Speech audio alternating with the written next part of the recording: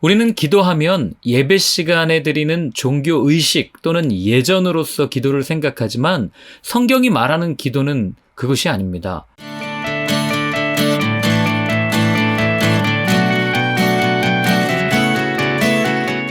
지난주에 제가 아주 뜻깊은 메일을 하나 받았습니다. 목사님 안녕하세요. 지금까지 50인생을 살아오면서 나에게 유리한 것에 집착하고 손해보는 것에는 참지 못하고 항상 무언가 움켜쥐려는 욕심이 많았던 것 같습니다. 이제 마음을 내려놓고 아이를 위하여 기도하고 싶은데 어떻게 기도해야 할지를 모르겠습니다. 기도에 무슨 방법이나 기술이 있는 것은 아니겠죠. 그동안 몇 번인가 어려운 순간에 살려달라는 심정으로 기도한 것 같은데 그게 기도는 아니었던 것 같습니다. 너무 막연한 질문을 드리는 것 같아 죄송합니다만 작은 조언이라도 해주시면 큰 힘이 될 것 같습니다. 기도는 어떻게 해야 되나요? 라는 질문입니다. 교회를 다니시던 분들에게도 기도를 부탁하면 굉장히 부담스러워하는 분들도 계시고 또 교회를 다니지 않던 처음 교회에 오신 분들에게 또 기도에 대해서 이렇게 말씀드리면 도대체 기도가 뭐냐? 하나님께 말씀드리는 거냐? 아니면 하나님께 내 손을 잃어달라고 비나이다 비는 거냐? 뭐 이런 질문을 듣기도 합니다. 우리가 이렇게 기도에 대해서 혼란스러워하는 이유는 기도가 무엇인지 이 정의가 분명하게 서 있지 않기 때문에 그렇습니다. 그래서 오늘은 성경이 말하는 기도는 무엇이고 그리고 우리는 어떻게 기도를 드려야 되는가 함께 살펴보겠습니다.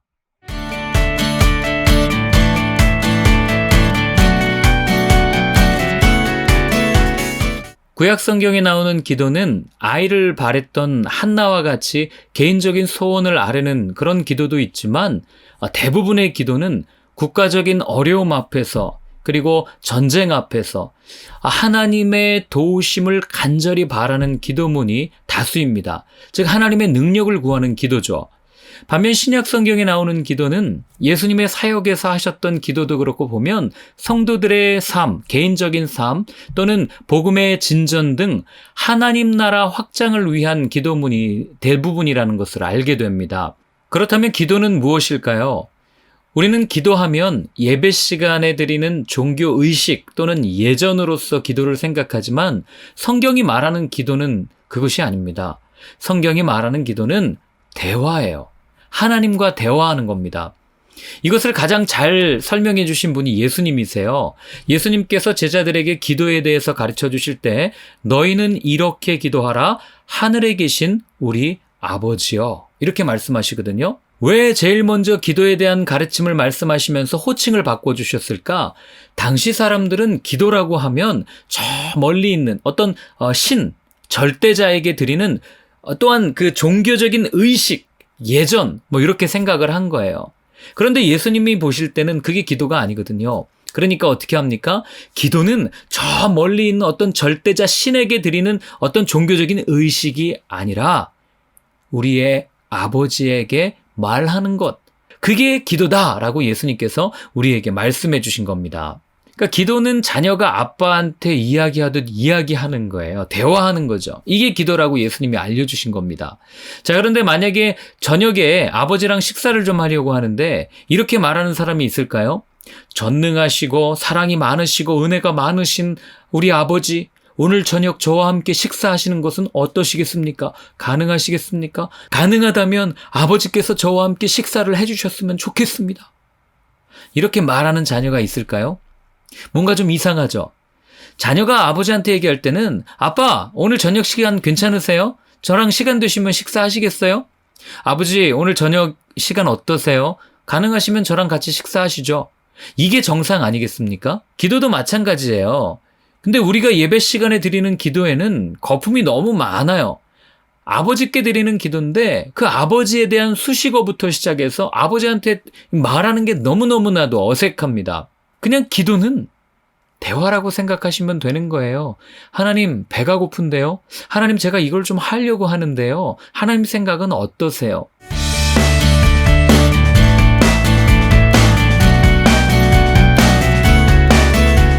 성경에 많은 기도문들이 있지만 성경 한 권 전체가 하나님께 드리는 기도로 쭉 기록된 성경이 있습니다. 바로 시편입니다. 우리는 시편을 노래로 알고 있지만 한번 천천히 가만히 한번 읽어보십시오. 한 권 전체가 한 영혼의 고민과 또 여러 가지 어려운 가운데서 일어나고 있는 내적 갈등, 그리고 그 가운데 하나님의 도우심을 간절히 바라는 어떤 호소, 이런 기도로 가득하다는 것을 우리는 알게 됩니다. 그래서 시편 한 편을 읽고 그 시편의 내용을 기도문으로 바꾸면 그것만큼 훌륭한 기도의 모범이 없다고 하는 겁니다. 자, 예를 들면 이런 거죠. 여호와는 나의 목자시니 내게 부족함이 없으리로다. 그가 나를 푸른 풀밭에 누이시며 쉴 만한 물가로 인도하시는도다. 이걸 기도문으로 바꾸는 거예요. 주님만이 나의 목자십니다. 주님만이 내 인생을 이끌어 가시는 분입니다. 지금은 비록 내가 힘들고 어렵고 고난 가운데 있지만 주님께서 반드시 때가 되었을 때에 나를 푸른 풀밭, 쉴 만한 물가로 인도하여 주셔서 세상이 줄 수 있는 평안이 아니라 하늘로부터 오는 그 평안함을 누릴 수 있도록 허락해 주실 줄로 믿습니다. 예수님의 이름으로 기도드립니다. 아멘. 이렇게 기도드리면 되는 거예요. 이렇게 말씀을 기도로 바꾸어 기도한다면 이 말씀이 살아 움직이는 것을 내 삶에서 체험할 수 있을 뿐만 아니라 말씀으로 기도하는 아주 그 신비한 능력을 체험하게 될 겁니다.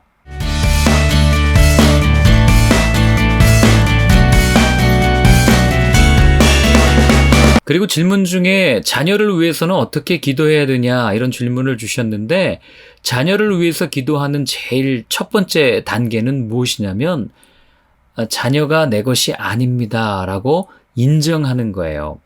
내 자녀가 내 것이 아니라는 인정에서부터 자녀를 위한 기도는 시작됩니다. 내 것이 아무것도 없고 내가 아무것도 스스로 할 수 없다는 것이 항복인데, 기도는 항복이거든요. 그러니까 적어도 내 자녀의 문제에 관해서는 내가 할 수 있는 것이 아무것도 없습니다 하고 하나님께 내어 맡기는 것, 그것이 자녀를 위한 기도의 시작이라는 거죠. 사람은 영적인 존재입니다. 사람이 사람을 변화시키는 것은 어렵지만 사람을 만드신 하나님은 사람을 변화시킬 수 있습니다. 그렇기 때문에 자녀의 문제에 있어서는 욕심을 버리고 기대도 하지 말아야 하는 거예요. 근데 이게 사실 쉽진 않아요. 세상에 어느 부모가 자기 자녀가 잘 되길 바라지 그냥 기도도 하지 않고 그냥 네 될 대로 되라, 하나님께 내어드렸으니까 네 멋대로 살아라, 이렇게 마음을 먹고 사는 부모는 거의 없어요. 다 잘 되길 바라죠.